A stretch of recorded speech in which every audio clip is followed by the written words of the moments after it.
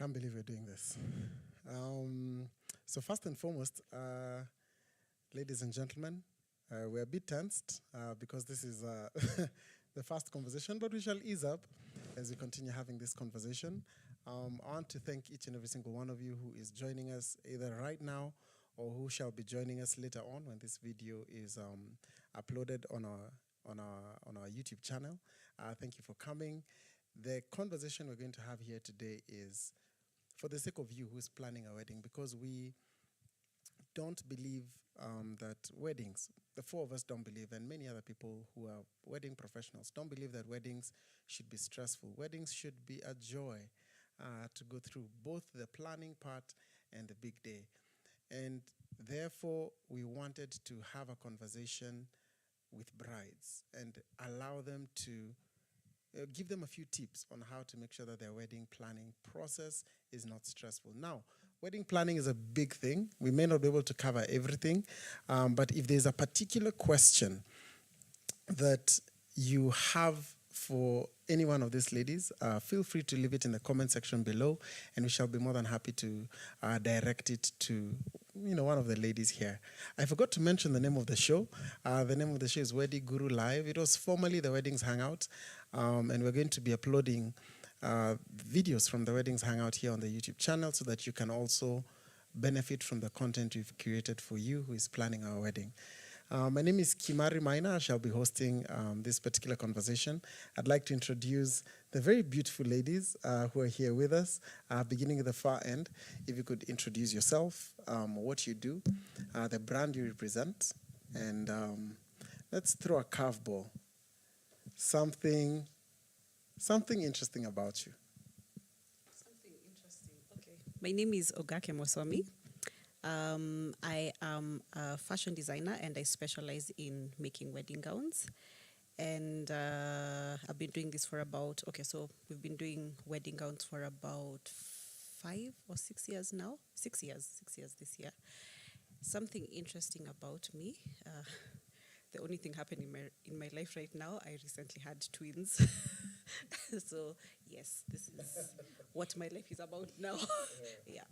Thank you, Ogake. And you can find her on Instagram at Ogake Mosomi. Yes, actually all social media at Ogake Mosomi.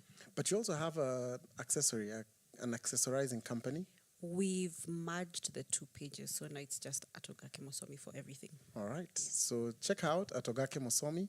And if you don't know any one of these three ladies, probably you're not planning a wedding in Kenya.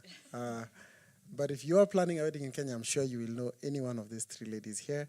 Let me invite Nzilani to introduce herself. Hi, guys. My name is Nzilani Kimani. I am a makeup artist. I have been a makeup artist for the past 8 years. And other than being a makeup artist, I have a makeup brand that I recently launched. It's called NK Cosmetics. And I love it. It's a brand for beautiful melanin, all our melanin African skin tones. And it's my current baby and my passion right now. And yeah, I'm happy to be here. And something interesting. Oh yeah, something interesting about me. I love dancing. The problem is now we've never been together at the actual reception. So that we figure out. But we have. We have, yeah? Yes. Yeah, but now if Weddy, I knew, I would have pulled you. Grace. I would have pulled you right next to me, yeah? Now yes, I know. Yes. Yes, all right. And you can find her on Instagram at Nzilani Kimani. Yeah. At Nzilani Kimani and nk.cosmetics. All right. And by the way, she did the makeup for the ladies here, herself, of course, and for Ogake and Ruthie. Yes. I hope you approve. This is fantastic work. On that note, Ruth, if you could introduce yourself. Good evening. My name is Ruth Kanyeki. I am a wedding planner. My brand is called White Guava Lux Weddings. And I've been doing this for 5 years and some change. And I love what I do. Yeah. Something interesting. Something interesting. I almost want to say something interesting, Okay, say something interesting. Something interesting is that before I did wedding planning, I was in real estate. What? I am a real estate professional. Yeah, but Wow. the certificate is in the file. Okay. You can catch her on Instagram at Ruthie_the planner. That's Ruthie with an RUTHIE _ the planner, or at white.guava. White.guava. Please check out their work on Instagram. I am very sure that in their hands, be it when you're choosing a gown, when you're choosing what your face will look like, or basically for entire wedding, they will definitely assist you. Now, the fun part about having these ladies here at the panel is that they have all been brides, and so they relate with your journey as a bride. And so I would like to begin by, our first question should be for you as a bride, not as a professional. And I know the professional part will probably still come off, yeah, but for you as a bride, and we're going to begin with you, Nzilani, what did you do at your wedding that you would do again? You would not change. That was the one thing you'd pat yourself on the back and go like, Nzilani, you did a fantastic job here. Wow, that's quite the question. I really enjoyed my morning. We had a late wedding. My wedding was starting at 3 p.m. So that is something that I really loved. My girls and I were relaxed the whole time. So I would still keep the timing because I see most people doing very early weddings and they're not relaxed. So I was very relaxed. I was so happy. I loved that part. And my husband, he surprised me in the morning. He spoke to his mom because I always really, really kept telling him, okay, I really want to be sung for. So through him and my mom-in-law, they had hired some women to come and like boost the aunties. Sometimes the aunties they're like bougie. They're like nani atembisha. So they're not like singing properly. So he surprised me because there was this crowd of women and they were singing and it was jovial, it was loud, it was like the whole estate came to a halt, and I really, really, really, really loved that, the wedding singing, that part before I got into the car. I really loved that. Yes. I'm glad you mentioned that, because one of the things that I'd like us to discuss later is the stress that is usually in the morning. It's for brides and for makeup artists. It can be madness. Yeah. And why start your day so stressful? Because you have personal experience as a bride, how your morning was not stressful. I think that's something we should discuss a bit later. Definitely. Yeah. Ruthie, the one thing that you believe, and by the way, Ruthie is a perfectionist. I should just say that. Like everything should all the I's should be dotted, all the T's should be crossed. So for her to pat herself on the back, I promise you, that thing was spot on. What was it? I wouldn't say it was one thing, but starting early. I think I started planning my wedding about maybe a year before the wedding. So starting early gave me time to think, change things, come up with new ideas, research, look around. And by the end of the wedding day, I had no regrets looking back, because everything that I wanted to do or could have done, I did. If it didn't happen, then I didn't hold myself against it. So yeah, starting early, as early as you can, is what I would not change. So let me ask a follow-up question to that. So what would be your recommended timeline for someone to start planning their wedding? Would it be, now that you've gone through it as a bride, and now that you also are experienced as a planner, would it be a year? Would it be 18 months? How long would it be? Yeah, so any time frame is a good time frame to plan a wedding. Very recently, we did a wedding in 32 days from A to Z. So the time frame isn't a limiting factor to how wonderful or not your wedding can be, but I mean, 9 months, if you're looking to start early, 9 months is a good time, but anything between 9 months and 1 month can work. Yeah. So But to avoid the stress, what would you recommend? 6 to 9 months. 6 to 9 Yeah, months. yeah, Okay, yeah. cool. All right, Ogake, as a bride, and by the way, both your weddings were recent. I think yours was last year, and Ogake's was during COVID. Yes. Which brings me to what we did right. Yes. Yes, please tell us. We had a COVID wedding. That was, it sounds like a strange thing to say because it was a really sad time for a lot of us. But I think for us specifically, having a COVID wedding was one of the best decisions. We come from two very big families, but neither of us wanted, that 1,000 people wedding. So when it happened, and like Ruth and me, I was just like, TikTok. We got engaged in July, and I was like, December is not reaching because Uhuru might open the country, and then it's a mess. So we planned our wedding in 4 months, and in that 4 months, we had like 5 different functions, as in we did everything. So it was stressful, but I feel like even if we had done 6 to 8 months, it wouldn't have been, in fact, I feel like we would have had more stress. Yeah, so for us, I think having a COVID wedding worked out really well for us. And then the other thing that worked was doing a destination wedding. So again, with Kisi weddings, we have a lot of things that happen on the day. Is that what it's called? Oh, sorry, in Kikuyu. Yeah. But basically a lot of semi-events. Yes. Yeah. And then there's a big one which happens in the morning. And the thing about that is it makes that day really packed and really intense. So removing the wedding from Nairobi meant that we couldn't do the whole thing. And I think that just helped us manage time a bit better and then spend more time on the actual ceremony as opposed to all the other things, which might be selfish because I guess for the parents, that's where the fun is. But also, there's that balance between the modern couple and these other things. So having the wedding out of town was a brilliant idea, in my opinion. I'm just going to run with that, but then we're going to discuss that. The modern couple versus the traditional parent, because there's usually some conflict there, and that conflict sometimes can bring stress. So we're putting a pin to that. Ogake, what is the one thing you would advise yourself 2 years ago to change?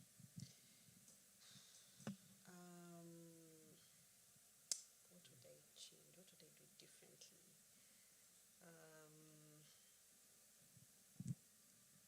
Wow, this is a good question. What would I do differently? I noticed that I did a lot of, I saved a lot of ideas of what I wanted through the years, because for me, I got married later. So I had planned this wedding for years and years in my head. When it got to time, everything out of me. So it was like I was planning a fresh wedding. So what I'd do differently is maybe not second guess myself too much. I'd have stuck with my original ideas.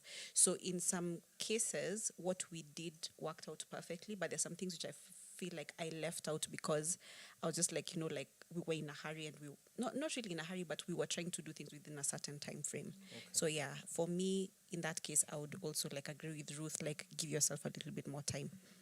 All right. How about you, Ruth? What is the one thing that you would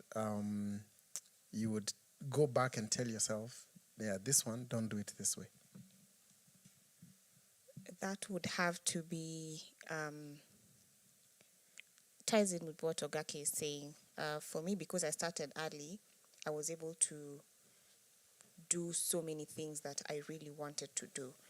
But I didn't do a good job of communicating with my coordination team some of the small things that, could have happened a certain way. So I would have been a lot more I was very detailed, don't get me wrong.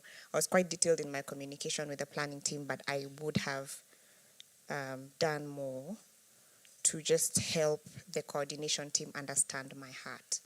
Yeah, as opposed to just it's a line item on a document. This is what I really feel about A or B or C. So that's what I would have done different. Over communicate. Yeah. Okay.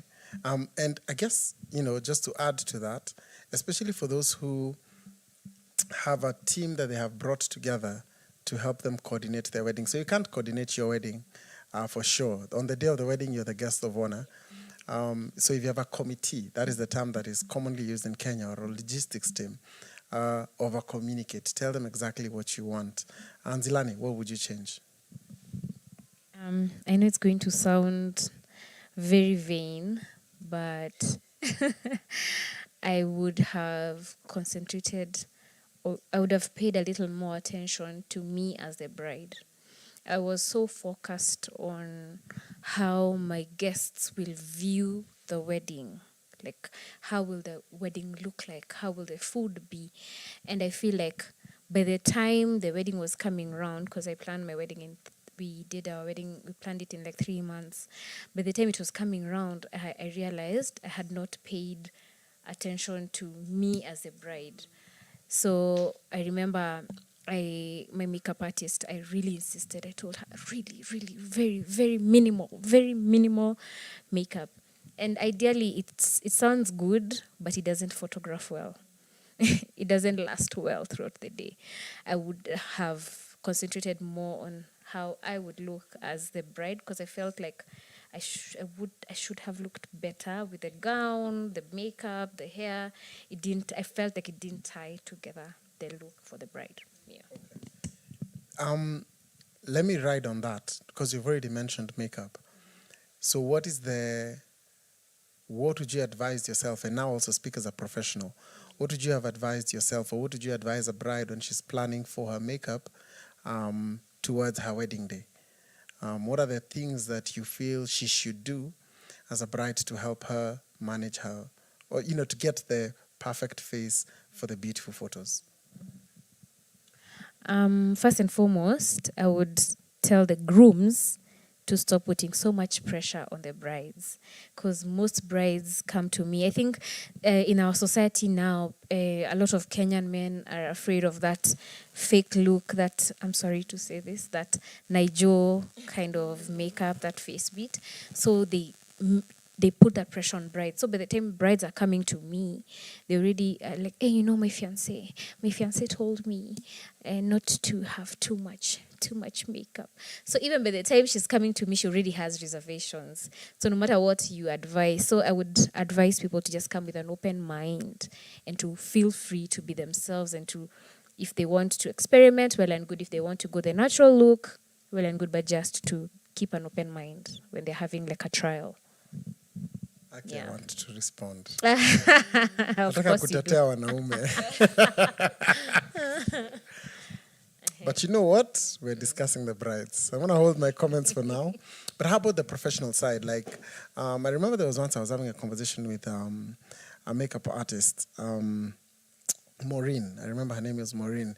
And she told me that the face is the canvas. Mm-hmm. And if you give me a bad canvas, there's only so much I can do with your face. Mm-hmm. So what would you advise a bride to do to give you, a makeup artist, a good canvas to work on? Kimari, I will forgive you for that, because I feel like as a woman, it is too much pressure to feel that someone should provide this canvas, because how you come to me is just how we're going to go, and not everyone has a flawless skin, but I get what you're asking. And what I would advise is try to stay away from trying new products, experimenting during that like 2 months, 3 months to your wedding. I always tell my brides, I know you want to feel like maybe you prepared yourself, so people go for facials and all that kind of thing. But if that's not the kind of thing that you would ordinarily do, don't do it. Don't introduce new things to your skincare regimen. Don't do anything that is not normal. Yeah, just for now. Then after the wedding, you can experiment. Okay. Yeah. So be who you are. Just be who you are, because Okay. normally all these aunties are advising you, you can do this, you can make your skin smoother, try this product, try this, and then it gives you the worst breakout of your life, and you would have spared yourself by not trying or experimenting with different things before your wedding, it is not the time. Ogaki, I see you reacting. No, she said breakout, and I Yeah. was just like, for me, it wasn't even that I tried anything new. Okay, I don't love exercising, but in the run up to the year before the wedding, I was trying to be really organized, eating well, hydrating, working out, everything. So my skin was really good. But stress. Yeah. Hey. Stress also, yeah. Stress, in spite of all my ninis, the last 3 weeks before the wedding, my face broke out epically. Oh my goodness. Yeah. Epically. So Yeah, stress is actually one of the biggest things that make brides have that breakout. And unfortunately, other than hiring someone like Ruthie to help you out, I don't think there's really much you can do about it. But yeah. So, avoid stress is one of the things that for sure we would advise a bride specifically, to stay away from. Okay, so on that note then, wacha niwatete. So to the gentlemen who are watching, and by the way, let me just give a shout out to Kinya Kireka. Thank you very much for joining us. Chish 10, loving the conversation already. Thank you so very much. And for the gentlemen who are watching, both now or later, I let me say first, and I get you. There was a guy who said that, when he was told to unveil his bride, he didn't recognize the person who. So that's where the guys are coming from. The guys are coming from like, at least let me see who I have loved, not someone different. But on the same side, also, gents, allow your bride to glam up as much as she wants. Now, for the bride who wants to glam up, because different brides, I guess, want different levels. I'm going to call them levels of makeup. But if your bride wants to glam up, that's who you have chosen to marry. So give her the freedom. I think that's what you were saying. Also, another thing that can help is if you do interview makeup artists early, as Ruth has said. And then if you find someone, work with this person throughout the traditional ceremonies till the wedding. So by that time, by virtue of that, the groom will have already seen the kind of makeup looks that are being done. So to remove that shock aspect on the wedding day. Right, and then there's some events that are happening before the wedding. Exactly. So the you can try out those new looks. Engagement, shoot. Yeah. Right. That's a good point. Engagement shoot. We did a video earlier today with Moneki on Instagram. Check that out, where we discussed how to plan for the engagement shoot. And yes, this is definitely a good point for you to consider having your makeup done, for example, for the engagement shoot, just for the groom to get used to you. Yeah, exactly. For right. him to get used to that. All right, Ogake, with regards to the gown, what are the things that you have found brides have begun stressing over because of Martha's bridal gown? Nzilani looks like she has something to say about that. Yes, I do. Go first, and then we will invite Nzilani. Yeah. So what they're stressing about that they shouldn't? So I think when it comes to picking your gown, usually the thing that slows down the process is listening to too many opinions. I always use this line: if you can pick a man, you can pick a dress. Like, really, it should not be that difficult. So as much as you want to involve everybody in that process, at the end of the day, you end up being so confused and wearing a gown that you didn't want. Because then everybody, I think of your body and this bride came and she wanted a ball gown and then she ends up wearing a mermaid gown. She's not happy with the dress. So I think just trust yourself. Keep your circle small. And then even like when you come for your initial consultation, come by yourself. Don't even tell anyone you're coming. Come, let's have that honest discussion and then involve people later on so that by that time, your ideas are concrete and you're not really getting swayed. Then, I think just trust yourself. So I think the thing that brides, I'm not going to say get wrong, but the part where they kind of get swayed is involving too many people in that decision. Okay. There was a concern about body type versus what people are used to. I don't know whether this causes stress among brides. That I feel like this is my body type. By the way, I've tried working out. I've tried those food regimens, but I'm not getting that figure that I have seen on the Samantha's bridal catwalk. What do you tell a bride like that? I think it's important to be very realistic about your body type. So this is where that's the professional side now. When you come to me and you tell me this is the kind of gown I want to wear, I'll be very honest with you and tell you this might or might not work for you. Or if you really want to stick to this style, there's something we can do to help you highlight the best bits, and maybe not show off. Like a lot of Kenyan women, we are very conscious about our bellies. So if you come to me and you tell me you really want to wear a mermaid gown, I'll be like, girl, you need Spanx, you need a corset. You're like, no, mi sitaki vitu za kunifinya. So you see, it's kind of like you're sabotaging yourself. And then maybe I'll tell you, this style will not bring out the best in you. You will not like your photos. But you've come to me with a Pinterest photo and you want to look like that. So I think we need to be, realistic about our bodies and take a little bit of advice. But at the end of the day, if you come and you insist and you really, really want that look, I'll do my best, but it might not end up being exactly what you want. So yeah, be very realistic about what your body type is. And it's a discussion we usually have. So when you come to me, we usually have a list of questions that we ask our brides, and one of them is we talk about your body type. Are you top heavy, bottom heavy, balanced, defined waist, not defined waist? What are the parts that you're conscious about? Are there anything things we need to consider, like maybe you're getting married in a certain location or getting married in a certain church? We need to factor all those things in with your body type and everything, so that we make sure that that gown is correct for your venue, correct for your ceremony, and correct for your body type. Oh my gosh. Yeah. And for the gentlemen, just put on a suit and you're good to go. So easy. Life is so unfair. I'm seeing both Ruthie and Zilani react. So Zilani, and by the way, Zilani, Hali Wawech gives you a big shout out. Yes. That is my husband. No wonder. Hi, Kwanza in babe. capital letters with exclamation. Hali, thank you very much. He's Mr. the Kimani. Yeah. Yes. Why were you reacting to Ogake as she was talking about her gown? Because, but maybe, well, I got married 11 years ago. And I think at that time, there weren't a lot of bridal designers that you could custom make your gown. And I really may feel your point, because when I went looking for my gown, I went with should I say a frenemy? And I was so clueless, I was so young. And this person, I came to really feel like later on that I shouldn't have gone with her, because I felt like she was really pushy, really insisting, really, and then you're just there being, someone is reliving their dreams through you.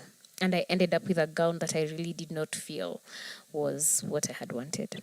Yeah, so, yeah. Wow. Real conversations, by the way.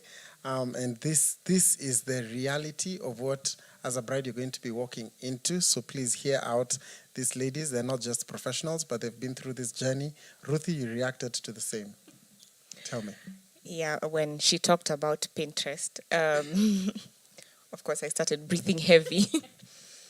I'd like to echo what you said about being realistic. And of course, you spoke about it in the context of wedding gowns and how you look as a bride.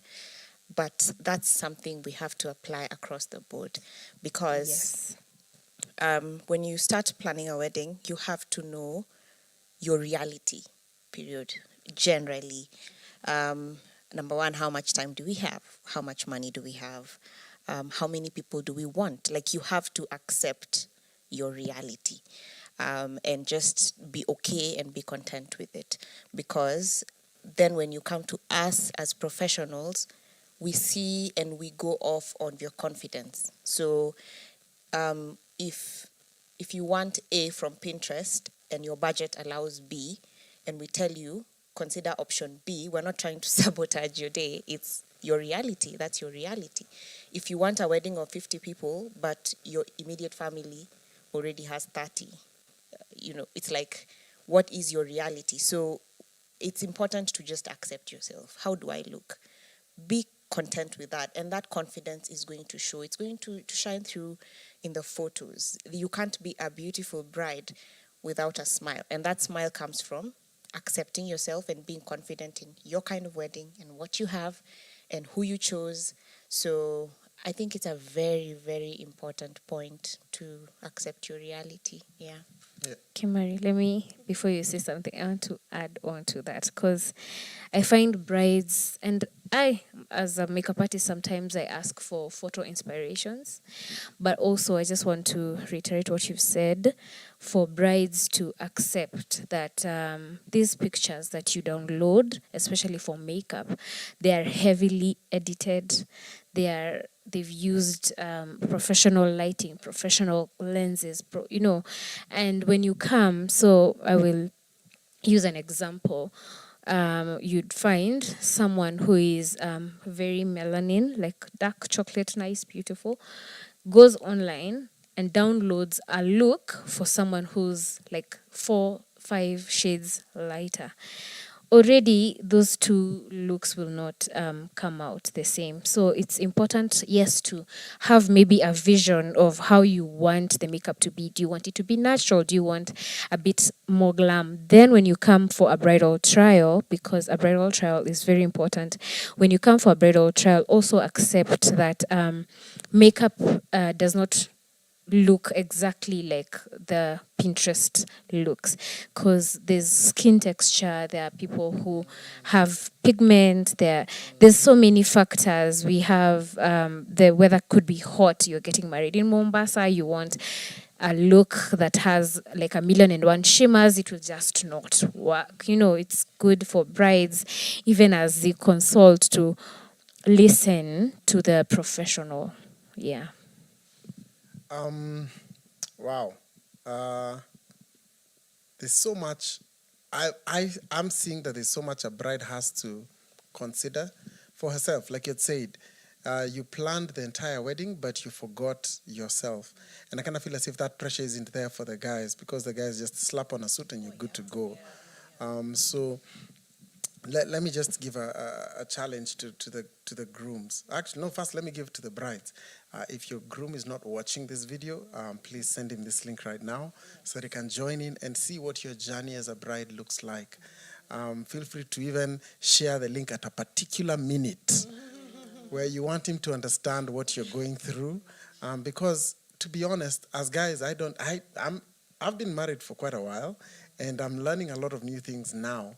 And it's not that I didn't care to know, it's just that I didn't know. And then for you, the bride, please call any of these ladies up.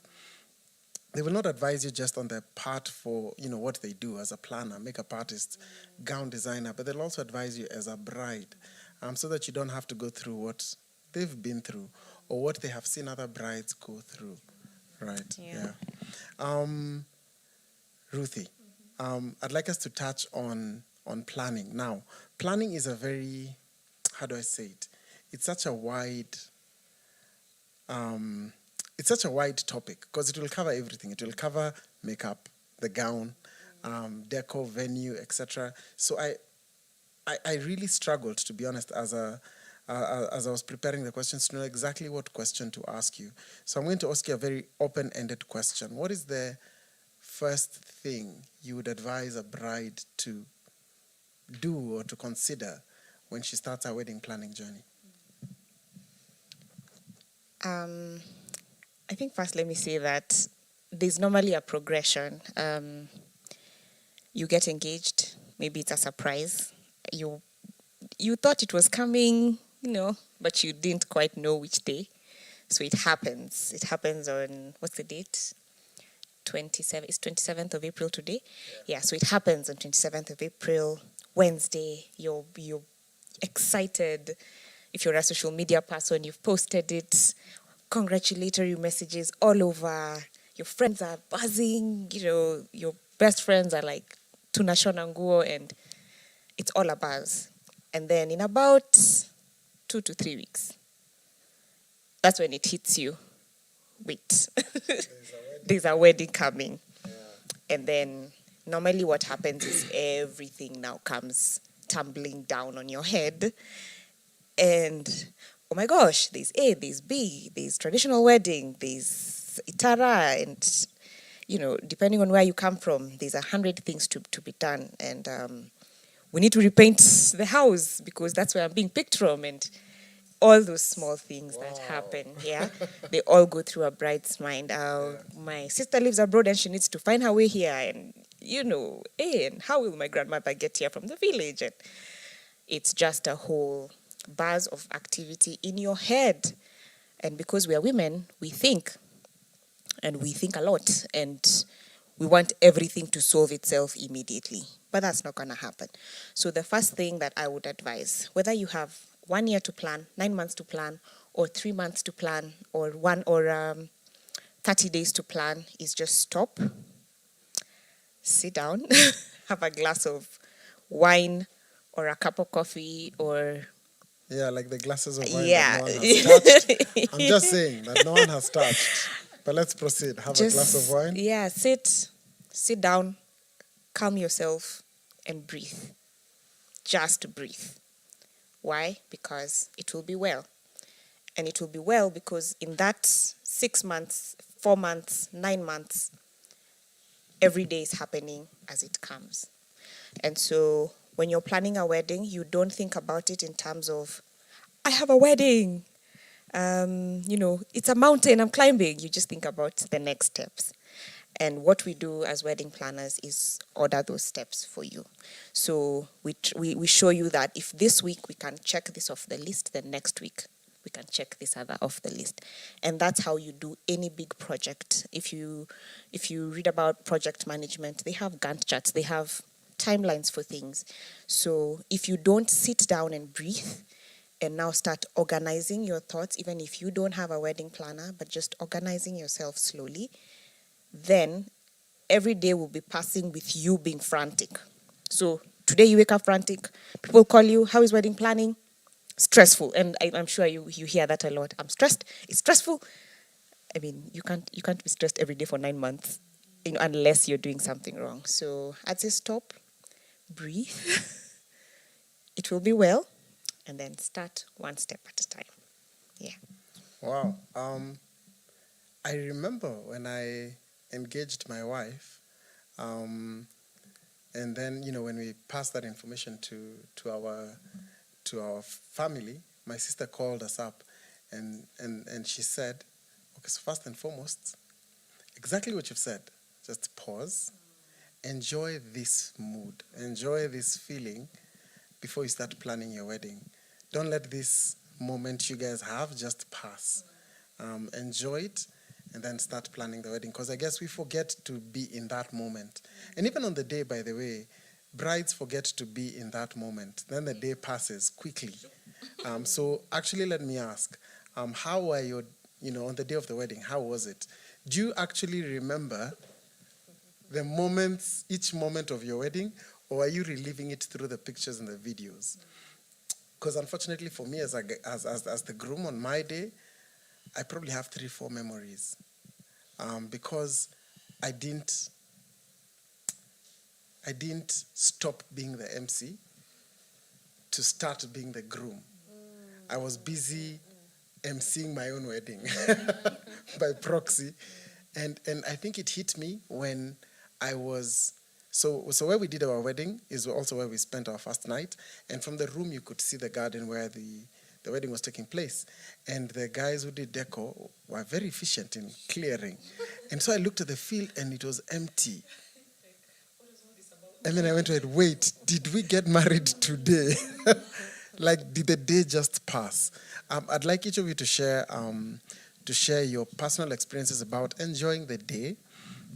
And then we will come to the last question, which we had mentioned before. The modern couple versus the traditional parent, because I know parents can be a bit stressful. Can bring some level of stress, or the relationship can be strained in the wedding planning journey. But before we do that, allow me to just give a few shout outs. Joyce, thank you so much for joining us. And I'm glad that you've even asked us a question. So we are going to be taking questions. And if you have any questions, feel free to leave them in the comment section below. As I will personally send out this question. So Joyce's question is actually to you with regards to makeup, but we shall come to that. Catherine, Tete Atete, thank you so much. Maureen, and again, Wawech, amekupenda. Bonga points. Yes, Hey, bonga points. And by the way, your comments really encourage us to know that we're giving you value, and that this conversation is not for the sake. Ogake, I'll start with you. How was your day, the day of the wedding? We've discussed days before to some degree, but on the day of the wedding, do you remember leaving it out? Actually, there's something you mentioned. I don't know if it was you or Ruthie. Something about taking... Okay, I can't remember what it was, but I just remember something we did, which I hadn't thought about till now. At some point, I think it was in September, and our wedding was in October. We just went away for 3 days and just shut down everybody and had a pre-honeymoon. We still have not gone for actual honeymoon, but it was a lot. So we just went away for 3 days during my now husband's birthday, and we just like shut off and enjoyed each other's company. And I think that was amazing because it just gave us like that boost to keep going, because it was a really intense 4 months for us. Then now on the wedding day, I'm you. So both of us have a very particular way of doing things, my husband and I. So like, I remember I kept looking around. I was telling the ladies that I allowed all my suppliers to do their job. I did not micromanage them, so I was not worried about that, but my eyes were everywhere. And then things that kept bugging me was like timekeeping, because I'm thinking the photo session needs to be at 5 o'clock. It's still 11. We have not left the house. So I spent a lot of time stressing about timekeeping. And then now we got to the reception. It started raining. Life happens. Then from the what's it called? From where we were sitting, I'm seeing gate crashers at my wedding. I was mad. So I spent another like 1 hour stressing about it and wanting to just go down that time. You need to leave. You're not part of this. Because I felt like I wanted to know every single person who was at my wedding, which is why I wanted to keep it small. So I'm seeing this person who didn't even have the decency to get dressed properly. If you're going to crash my wedding, look the part. You have like a hat. I think the right word for it is kofia. It's not even a hat. You know that one? Yeah. So at the end of it, yes, I remember moments, but I think I also spent a lot of time being in the industry. I spent a lot of time overthinking things, and that time I could have spent enjoying my day. Yeah. Wow. Ruthie, what was your experience? I did bring my wedding planner self to my wedding as well, even though I kept telling myself I would not.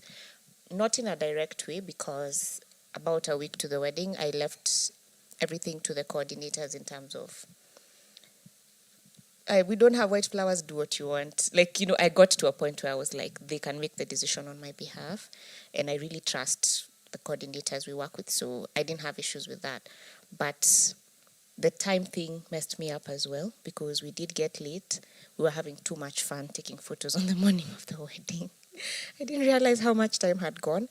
But when I did realize how much time had gone, my mind stopped being, I stopped being in the moment and I started being frantic. So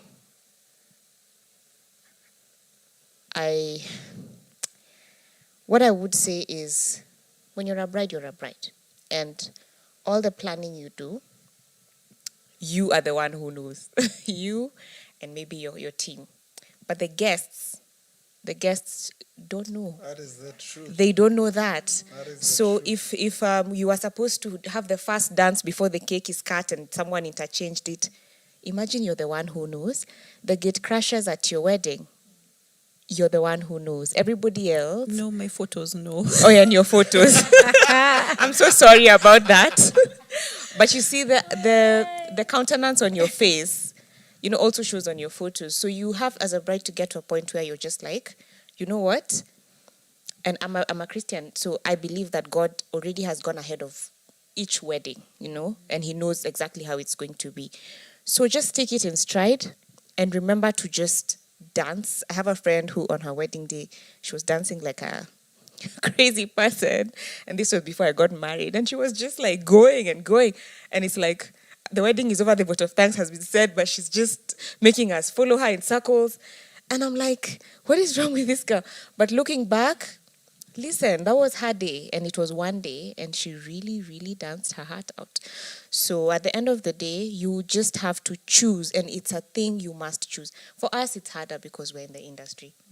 But for people who are not in the industry like us, it's even easier to shake it off. So just shake it off. And if you have a planner, professional planner or coordinator, it's so much easier for you to just shake it off and dance away and enjoy your day.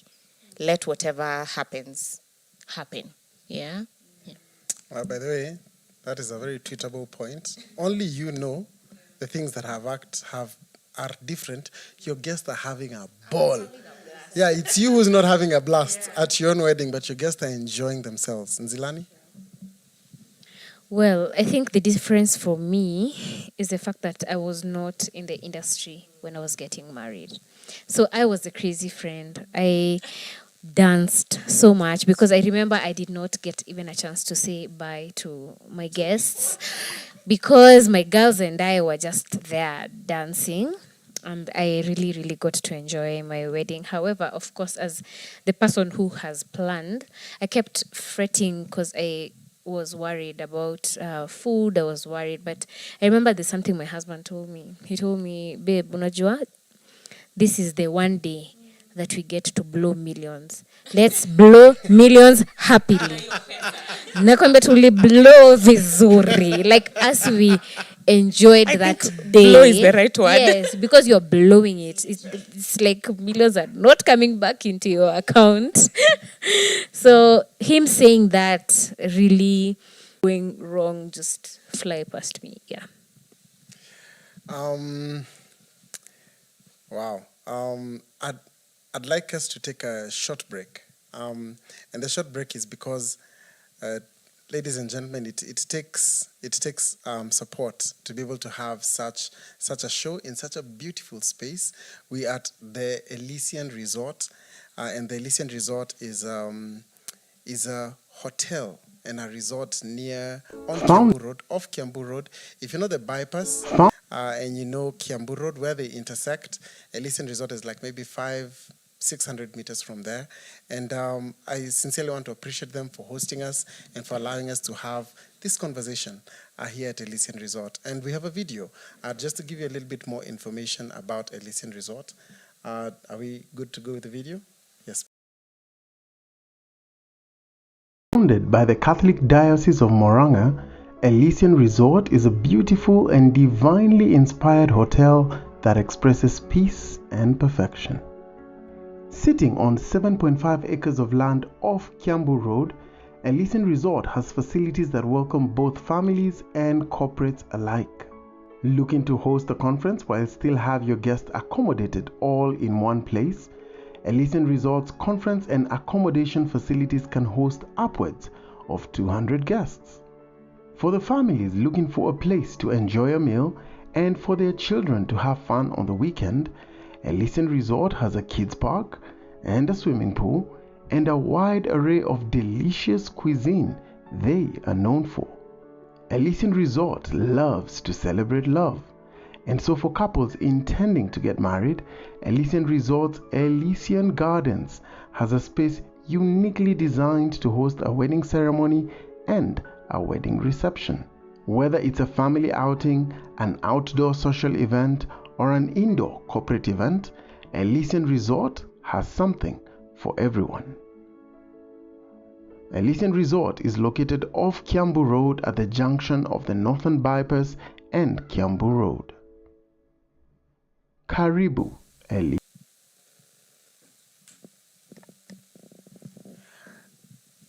A few shout outs. So first and foremost, before the shout outs, thank you once again, Elysian, for allowing us to have this conversation, for providing us with the refreshments. We appreciate you. I also want to give a shout out to my business partner, Ben Mimano. I wish there was a way I could just turn this camera so that you could see him. Ben Mimano from SixtyOne, he's the one who is helping us stream this. And to be honest, this idea is a brainchild of ours. Funny story. It started with you. Yes. This was in 2020. Yes. No, 2019. 2019. Yes, pre-COVID. But yes, BEM from SixtyOne, they cover your wedding, be it from your traditional weddings all the way to the day of your wedding, be it photography, videography, or streaming, because streaming is now a reality. If you want to have a small wedding like Ogake, at least you can invite other people to participate. So please check them out at 61 Kenya. I hope I got that right. That's on Instagram at 61 Kenya. Check them out. I also want to give a shout out to our two amazing, I'm going to call them sound gurus, because they have been doing a fantastic job. And I'm speaking now to the corporates. If you're looking for someone to help you manage the sound at your event, please reach out to me. I will introduce you to Ted Wandera and Solomon. They work for Gig Dynamics, who are also partnering with us in this particular show. So please reach out to me. I'll give you no, better yet, I'll just leave their numbers in the description so that you can just check them out and call them up. They will manage your event properly. Joyce Gitari, I like the bit on interviewing the makeup artist. How do you do that?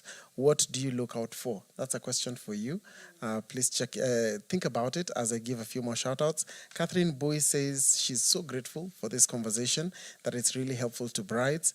Now this name is a bit long. I'm going to go through it. Tete Atete with Terry Muikamba. Thank you for this conversation. Everything seems so difficult right now. It can be, but it doesn't have to be. You can have a conversation with these ladies here. You can have a conversation with us, and we will guide you through to make sure it's not difficult. Maureen, Shiko, and again, Catherine. Shout out to Ruthie for this from the sisterhood. We're proud of you. And shout out to Ruthie, the planner. She does an amazing work for wedding stationery and more. So lots of shout outs. Thank you, ladies, for watching the show. And then last but not least, this one I have to say. Wawech is let me tell you, yeah? Gentlemen, I know, right? This is what, how long have you been married? Yeah. This is what 11 years looks like, yeah? He is spamming the comment section, awesome. A good one. Your awesome. Boys, your kids are saying hi. So they're saying, I love you, mommy, from your kids. Let me say hi to people. Thank you, babe, so much. Hi, Kafi. Hi, Wawero. Those are my babies. Your question. How do you... Oh, yeah. And I'll also request Ruthie to answer the same question. Ogake to answer the same question with regards to how to interview a gown designer, and also for you, how to interview a wedding planner. As with every bride, you are currently right now scouring through the internet. You're there on Instagram, on Facebook. So you already have an idea of the people that you like. So keep a list of them. And I always encourage my brides, don't do one trial. Like an interview stroke trial, don't do one.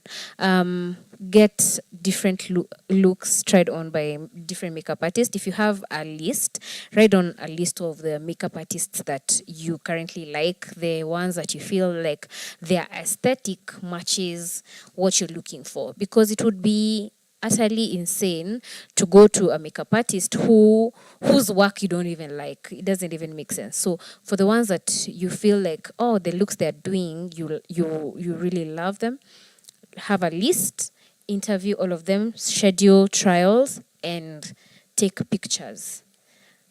Because it is important, because later on when you're going through the pictures, you'll get to remember how this makeup felt, how it wore throughout the day. That is the way I would advise a bride to do. Yeah. Thank you. Ogake, with regards to the gown designer, how do you interview one? I think it's similar to what she said about makeup. Even when it comes to gowns, people specialize in different things. So, for example, I can tell you, I'm not a big fan of draping.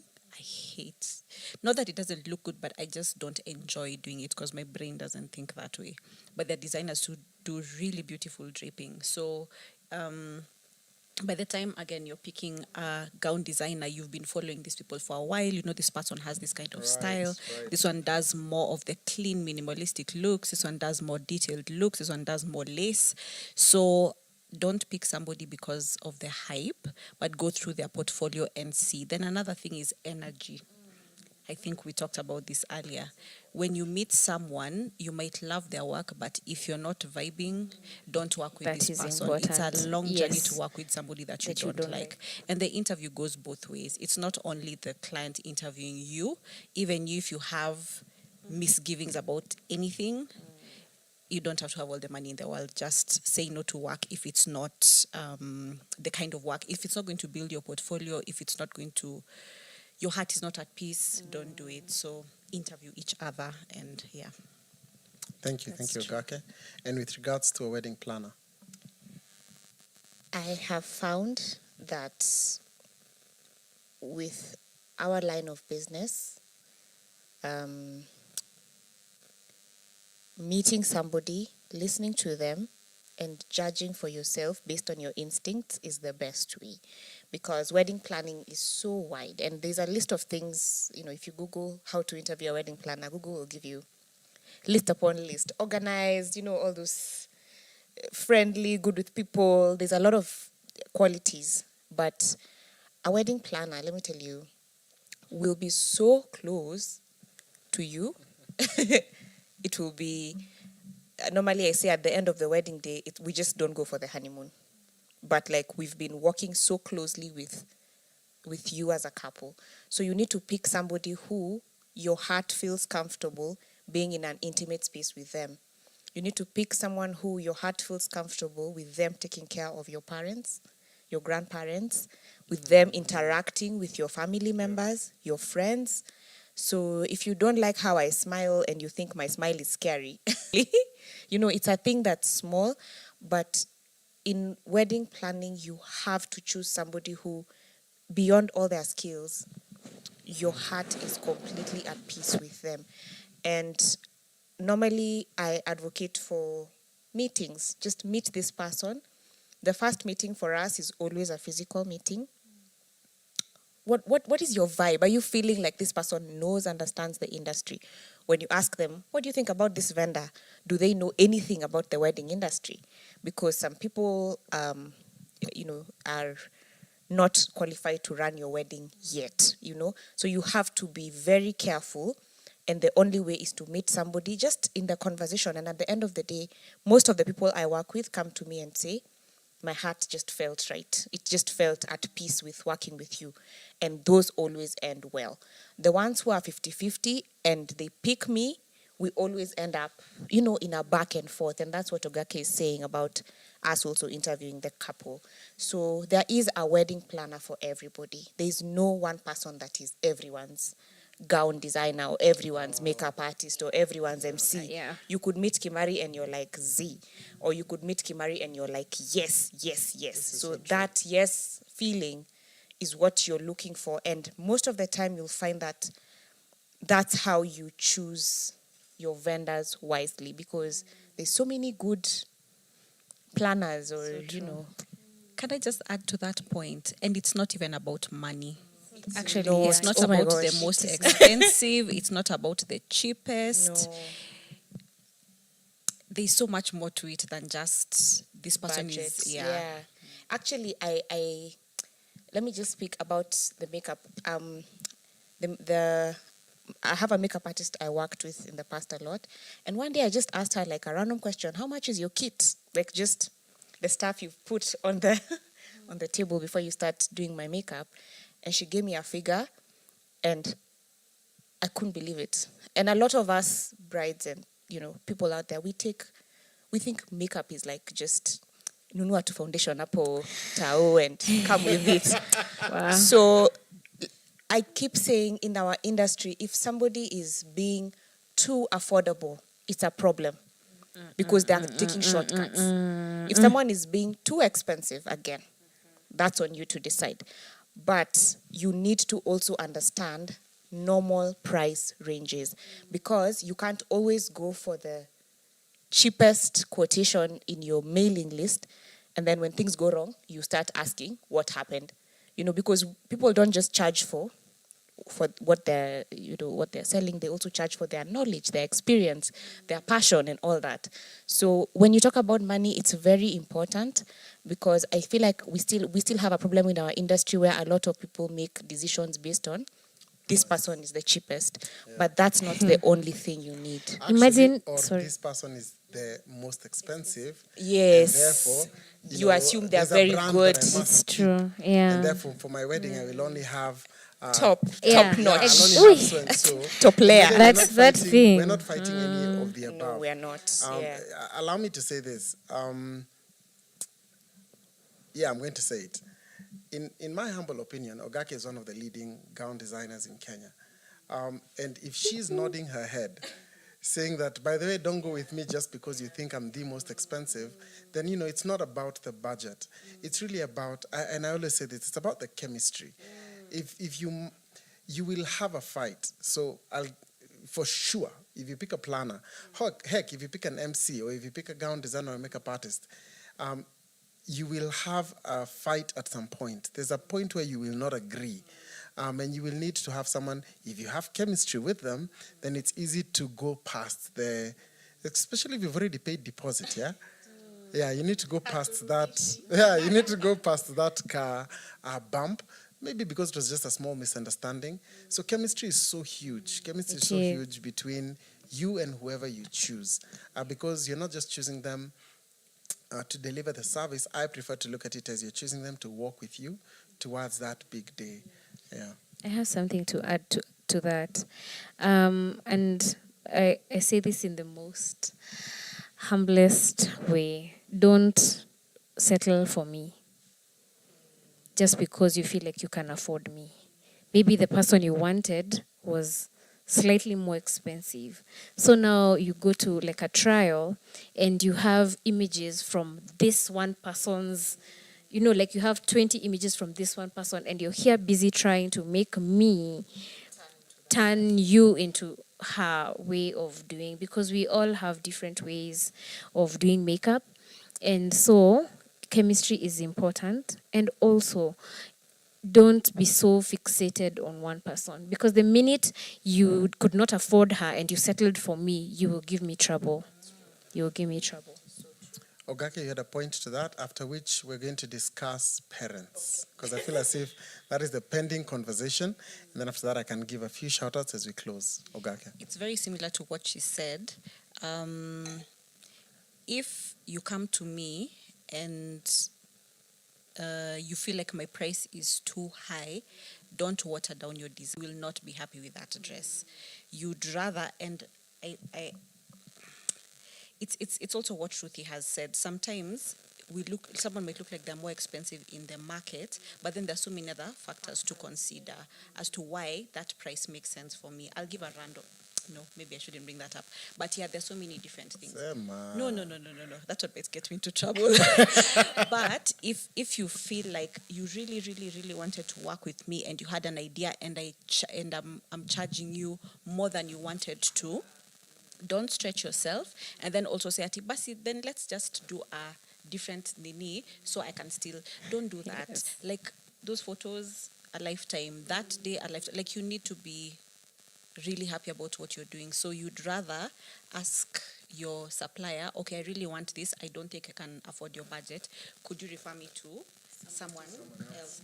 And I think most of us are pretty open. We are, actually. The industry is big enough for all of us. It's Yeah. still a new industry in Kenya. We don't have enough makeup artists, enough gown designers. That's true. We can share work. Why not? Because me, I always get that of, okay, so now because I can't afford you, can we do like now a natural? Can we? But the natural that they want is not the look that they had wanted, so they will not be happy. Yeah. Yeah. parents. Parents.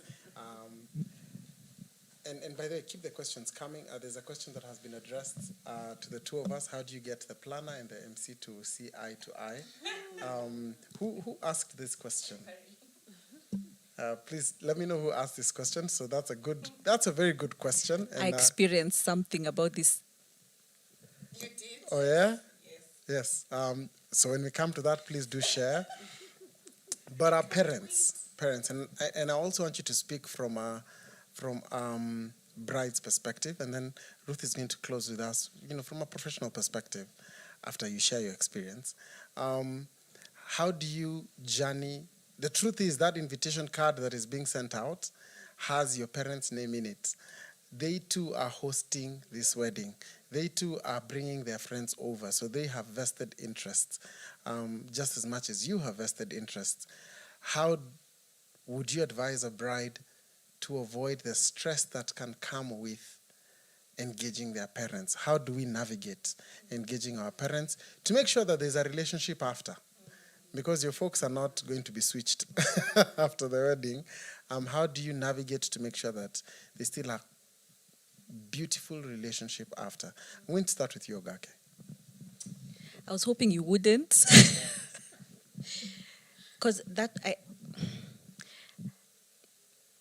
I don't know that there's an answer to that, because, like you said, everybody's so invested in this big day. Everybody is so invested for you. Like, it's my wedding. Like, why should anyone tell me how to do things? But then your parents are also like, all our friends are going to be there. All the people who brought you up. So it's like two very different sides of the coin. And it's rare that everybody will be in sync with each other. So I don't know. I think the only thing you can do is compromise. But then if there are any mothers of brides watching, because we know you're the second most important person in this wedding after the bride, sometimes you're even number one. Like, I think also with, like, I think it's important for compromise to be on both sides. So it's not just your kids who need to compromise, also the parents need to compromise. And something that happens, I think many brides couples have experienced this, when it comes to the wedding, even if you do not speak your mother tongue, that's the time you'll know how cultural your parents are.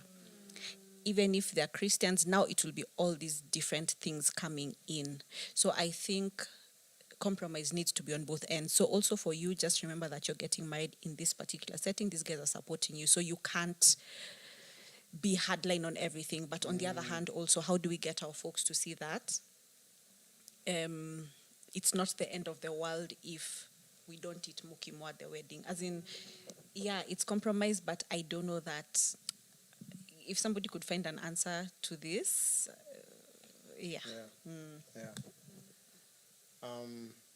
Nzilani. I'm even just here thinking. I think because I'm a Christian, pray a lot. When you start this, the rurashos, the traditional ceremonies, gearing up to the wedding, really pray a lot, because I always feel like there's so many attacks. We know that the devil is against marriage, so just pray a lot. And I'll just echo what Ogake has said, compromise. My husband used to tell me that this is just one day. After this one day, we have a marriage to build. So keep remembering that even if it's your side of the family as the woman, keep try to look for a person, an uncle, an auntie that you can be using to tell maybe your folks if they're becoming too much, they're asking for too many things. You see, all these small things, they really affect the later relationship that is there with your in-laws. So, like, especially for me, where I come from a background of not having parents, and so it's your uncles and your aunties that are calling the shots, they tend to get carried away a lot.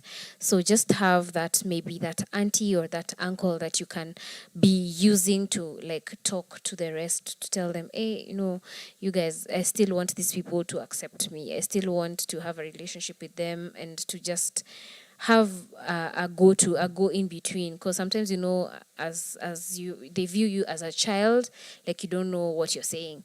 So have that one person, maybe it's your dad, it's your mom, have that one person who can maybe like make the others see sense and, you know, bring that person into your corner, you and your fiance.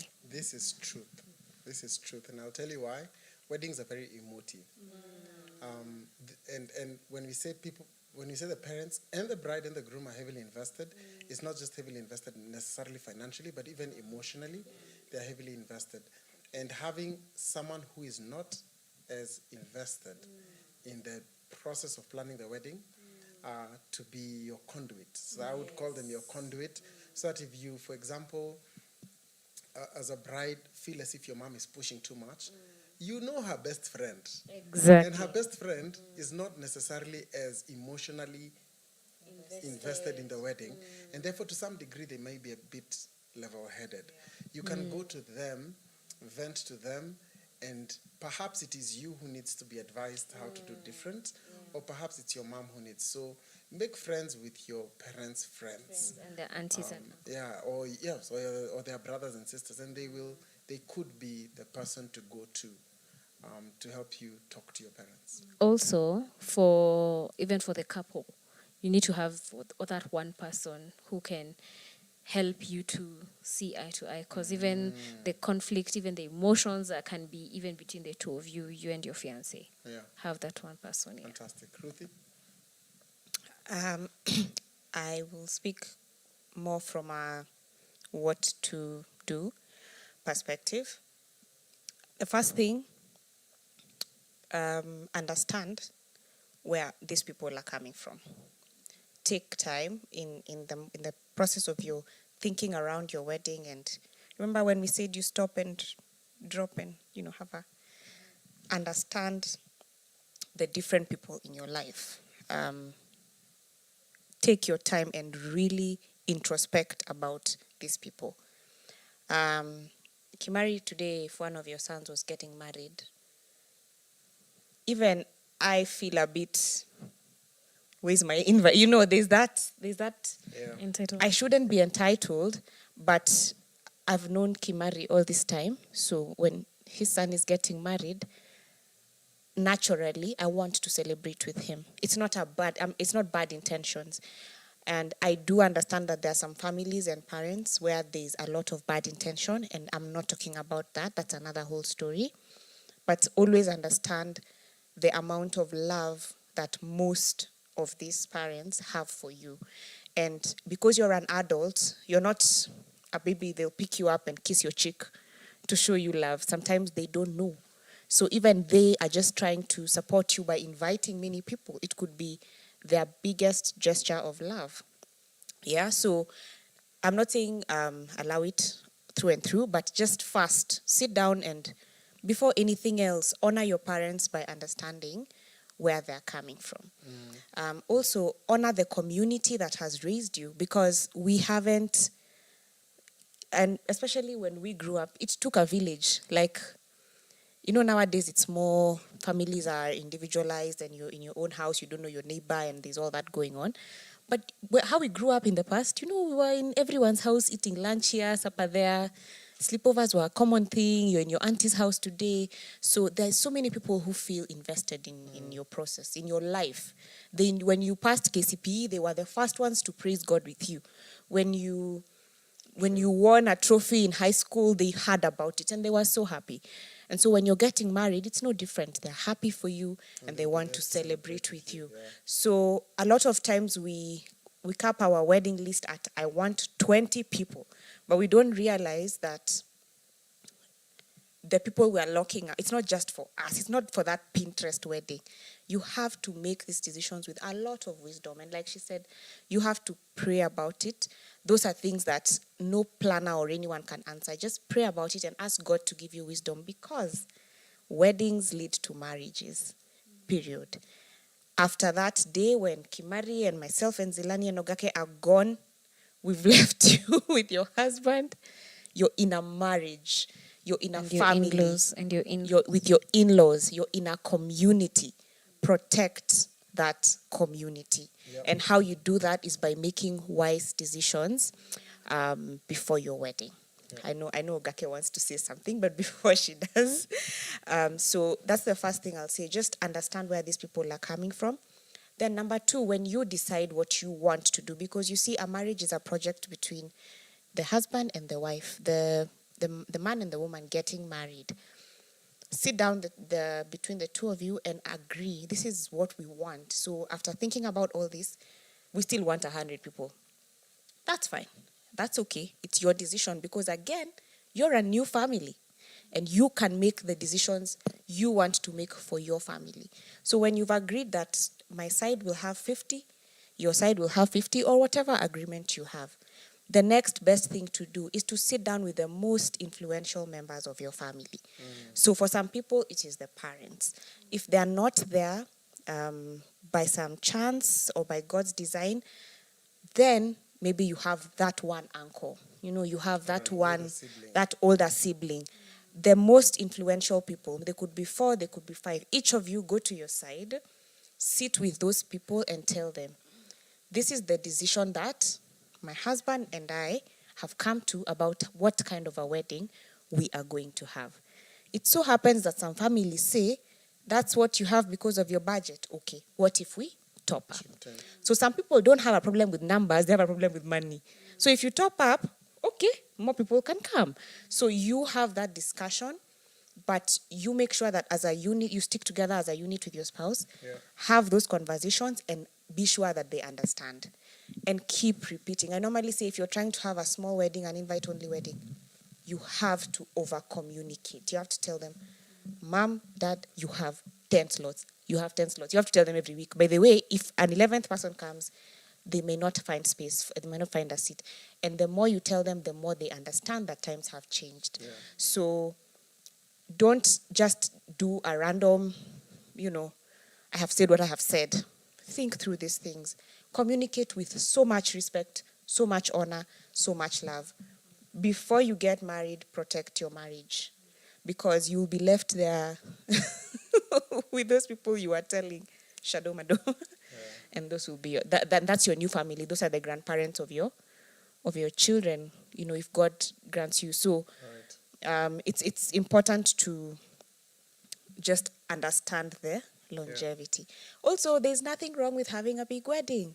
Yeah, I think these days small weddings are so popular and they are beautiful. Like they're cuter. They're so cute. Like I was telling Ogake, like your wedding was so beautiful.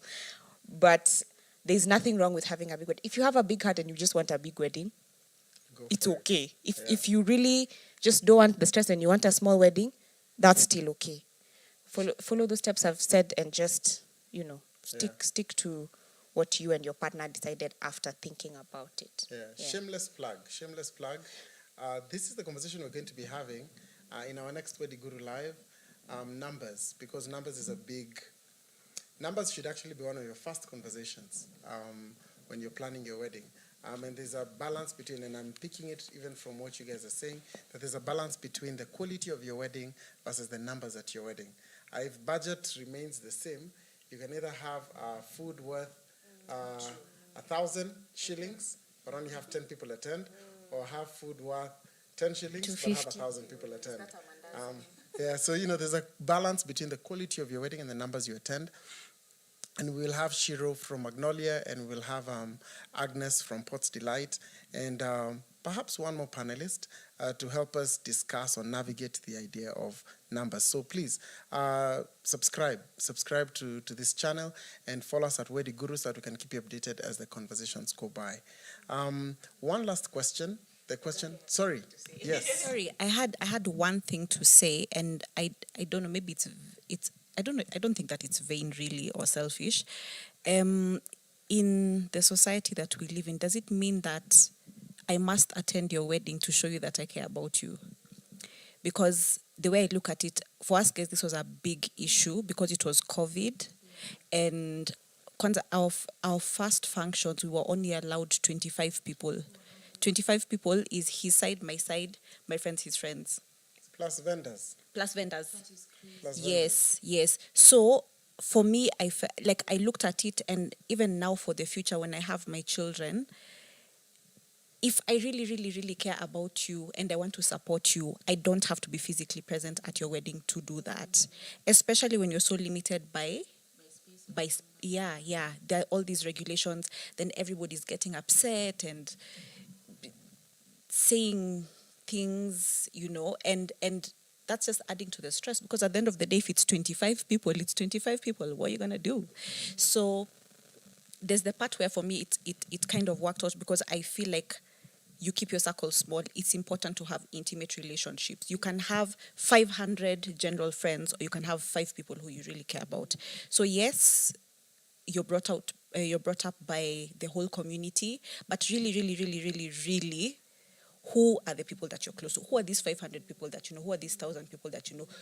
Do you know what happens in the house? So I just feel like in our society, can we just be honest with ourselves? Like let's go deep in our relationships. Let's not just have surface level and then make people feel bad that we didn't invite all of them to our weddings. There's a statement that a planner said, there's a cost per guest. Yes. Right? So if you calculate the plate, the cost of the plate, the cost of the chair, the split cost of the table and of the centerpiece, the cost of the cake, you'll end up with a cost per guest.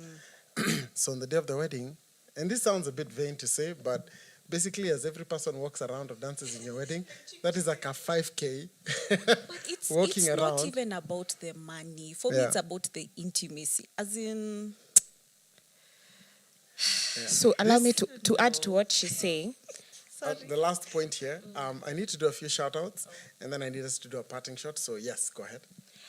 To add to what you're saying, the truth is, and that's why I kept insisting, the two of you, what do you want? Both of you, the couple that's getting married. Because at the end of the day, even if you have a wedding of 1,000 people, I guarantee you'll forget someone. So it's not about people pleasing in this case. It's really about just introspecting and understanding what you guys want. Yeah. And then after that, you just run with it. Mwongeli Kiamba, kwanza huyu ninamjua personally. Thank you so much for watching. Lisa Odur Noah, thank you so much. La Krista Kamawe, Kanyeki Kamawe, I know this name. Good. Thank you, Kanyeki, for coming. Scholar Wangoi, Patrick Mokoya, and I want to especially give a proper shout out to Emmanuel Okeo and Lisa.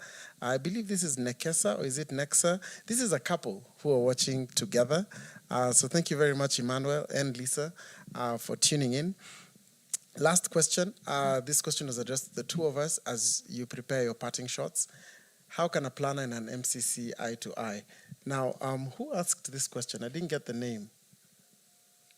We can break protocol. Do you remember the name? Okay. How can a planner and an MC see eye to eye? Would you like to go first, or do I go first? You go first. Okay. So first and foremost, let's agree on authority. The planner is in charge of all of us. In charge of at least the vendors on the day. Every vendor who's working on the day, the planner is in charge. And therefore, the final, the buck stops with the planner.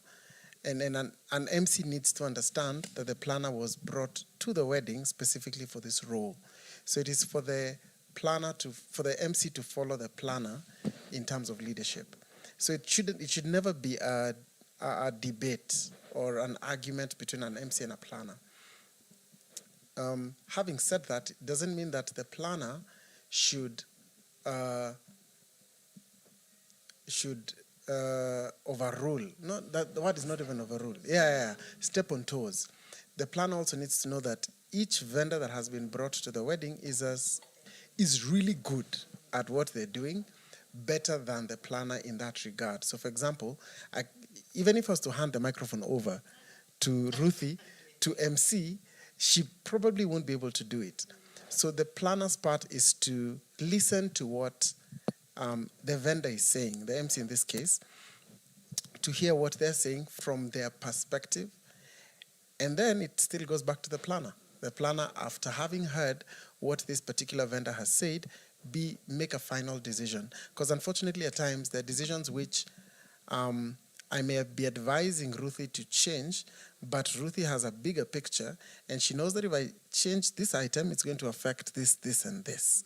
And so I have to trust as an MC that the planner will make the best decision for the couple. My last part in this is, and this is my personal struggle,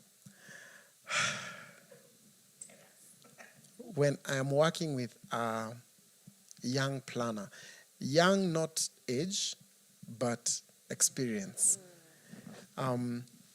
where I know that if we go down this road, things are going to go south.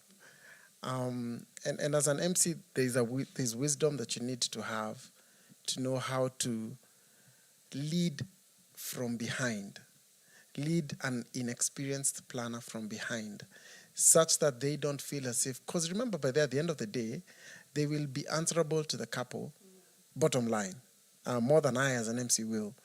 So there's a wisdom that an MC needs to have to know how to lead, not just a planner, but every other vendor in mind. Lead them from behind so that they move in the direction you would desire them to go, especially if you feel as if you bring more experience to this day, more than the vendor that you're having a debate with.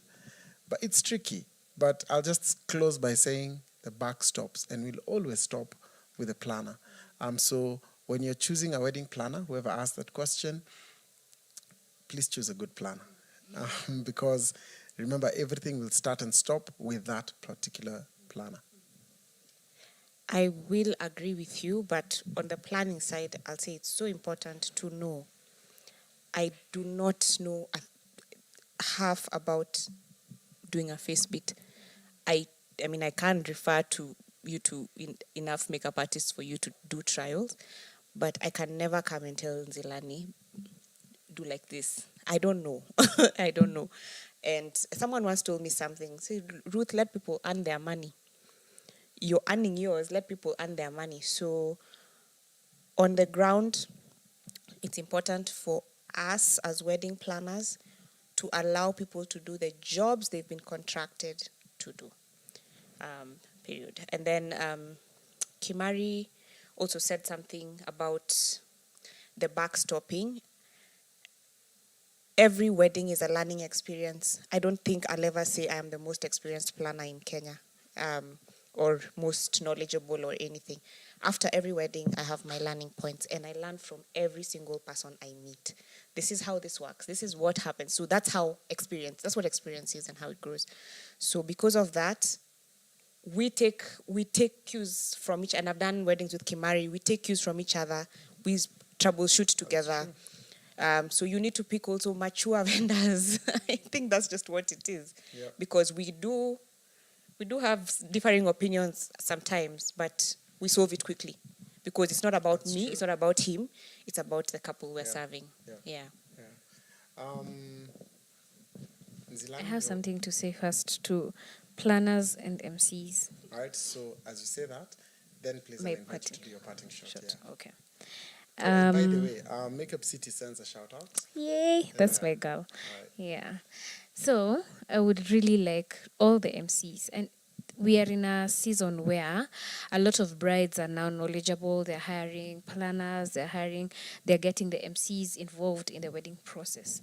So I have been experiencing this thing, and me and you have fought Kimari on a couple of weddings, because I always feel that when you guys are advising the bride about the makeup time in the morning, I always feel like it's too little. You're not giving us consideration, because now if you start telling a makeup artist she needs to start at 3, so in my mind I'm like, I need to wake up at 2, I need to have left my house at 2:15, because the bride has been advised, and the bride will tell you, no, my planner told me, no, the MC told me, no, it has to be that way. And me, I know it's not possible to do 8 people, even if I get a 3-person team, it's not possible to do 8, 9, 10 people under 2 hours. So also, you guys, you're not running your own show. Consult and be realistic.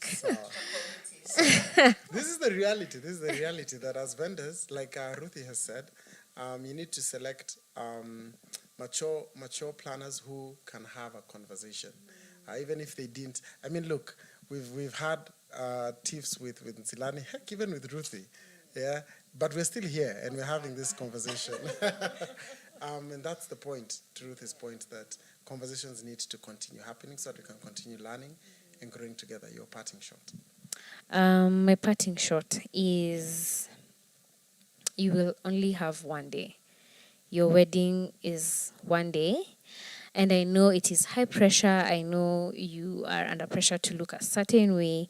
But creating relationships is also an important thing. So as you have this idea of how your makeup artist should be and what time she should come and all that, also be a kind person.